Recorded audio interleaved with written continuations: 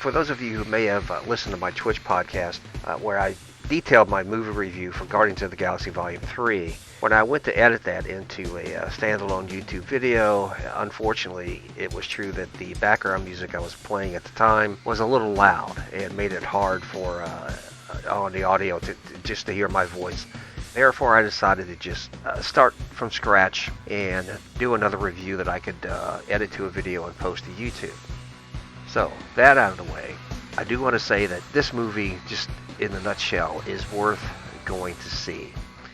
Now, when you consider the recent past of the MCU, and given some of the previous material that has been put on the screen, both in the theaters and on television, works such as Thor: Love and Thunder, Doctor Strange in the Multiverse of Madness, Black Panther 2: Wakanda Boogaloo, Ant-Man and the Wasp: Quantumania, and you combine that with some of the Disney Plus fare, such as She-Hulk, Miss Marvel, whatever that Egyptian god show was, I don't even remember the name of it at the moment.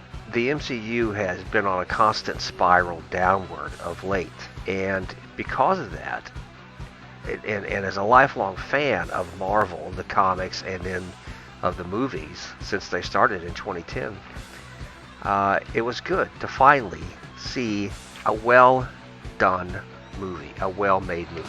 And Guardians 3 is exactly that. It's about time.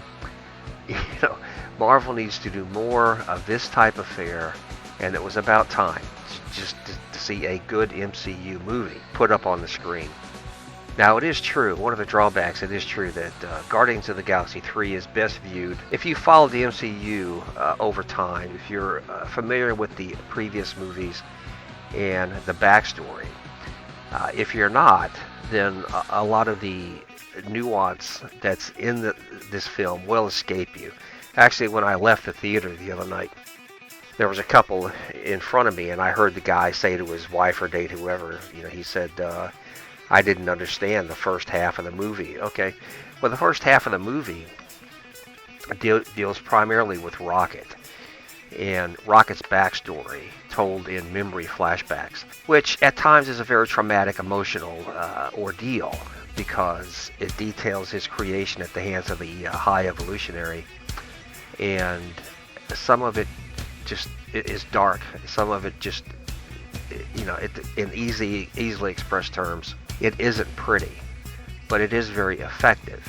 It is very engaging, and it helps to develop the character of Rocket and turn him into a very identifiable, very relatable and believable CGI raccoon. It's really, it is all well done. But that applies throughout the entire movie. The character development of all the audience and supporting cast, again, best viewed if you have the knowledge of the previous films, to include, the Avengers films that they were in, Infinity War, Endgame, and also the Christmas special that was on Disney Plus. But if you've been following the MCU, you will get the most out of this movie. But the character development is there for all of them, and by the end of the movie, they have all progressed to a point that is satisfying for the viewer, satisfying for the fans, logical and heartwarming at the same time.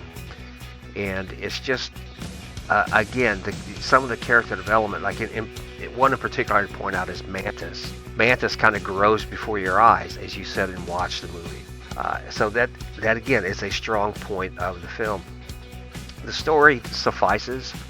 It's a MacGuffin chase, and I really won't go into much more detail than that. But it turns into a MacGuffin chase. But the story itself suffices. It's not Shakespeare in love. It's not, it's not grand classic English literature or epic storytelling, as in the Epic of Gilgamesh or Paradise Lost. But it is a story which, in context of being a comic book movie, will certainly hold your attention and certainly suffices. Okay. It is a bit emotional. There are many sad moments in this movie. There are also some lighthearted movies they're kind of interspaced with each other, and sometimes that can be a bit choppy, right? Sometimes Some of the humor is inserted at moments in the film where you think, okay, it doesn't make a whole lot of sense to put it here. But Rocket's story dominates, and Rocket's story, in and of itself, would have made a certainly enjoyable film. It would have certainly filled all the requirements for a good character-driven movie.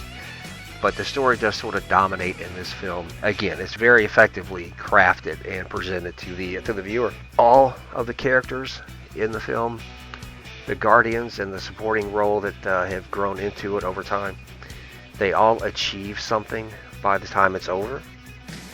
Now, the humor is a bit. Let me back up.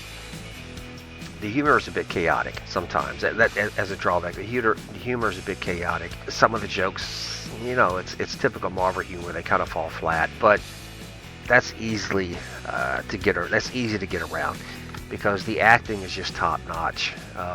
The actor who plays, I'm not going to try to pronounce his name, but the actor who plays the High Evolutionary, the best way to put it is that Marvel Disney should can Jonathan Majors and replace him with this guy.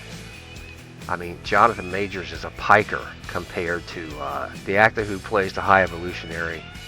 Does just a masterful job of just being an evil entity. It's really,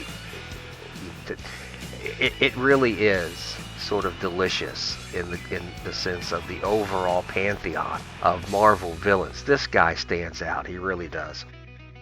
Adam Warlock. I got what they were doing with Adam Warlock. In the comics, Adam Warlock was a lot more powerful, only here he's presented as sort of an underdeveloped mama's boy. But they do explain that in the film, and in the context that it is explained in the film, again, it doesn't detract from the movie enough for me to be noticeable, right? It's just, it makes sense. A lot of the purists are upset about the treatment of Adam Warlock, but I got it. I understood what they were trying to do here. And he was, sort of underdeveloped. They took him out of the cocoon too soon, and that reflected in the portrayal of the character. In summation, again, it's about time. Given what has come over the last few years in the MCU, it is about time that Marvel did something right. So if you have yet to see this film, go see it. You will not be disappointed. It's worth your time and money. My closing comment is, my wife, who was a huge fan of the Guardians, my wife would have loved this. And I only wish she had been there with me. As always, thanks for watching. Yeah, she was my girlfriend, only she doesn't remember it because it wasn't her. Because her dad threw her off a magic cliff and she died, and then I lost my temper and nearly destroyed half the universe. And she came back.